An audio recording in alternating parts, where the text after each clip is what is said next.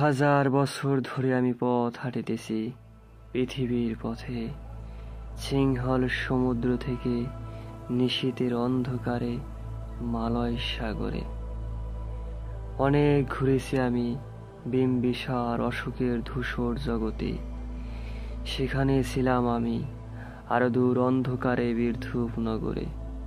আমি ক্লান্ত প্রাণ এক, চারদিকে জীবনের সমুদ্র সাফেন, আমারে দুদণ্ড শান্তি এনে দিয়েছিল নাটোরের বনলতা সেন।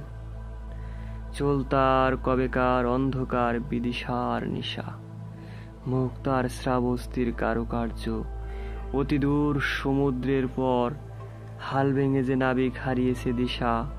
সবুজ ঘাসের দেশ যখন সে চোখে দেখে দারুচিনি দ্বীপের ভেতর, তেমনি দেখিয়াছে তারে অন্ধকারে।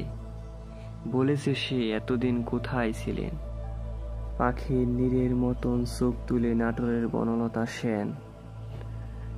সমস্ত দিনের শেষে শিশিরের শব্দের মতন সন্ধ্যা আসে, ডানার রৌদ্রের গন্ধ মুছে ফেলেছিল। পৃথিবীর সব রং নিভে গেলেও পাণ্ডুলিপি করে আয়োজন, তখন গল্পের তরে জোনাকির রঙে ঝিলমিল।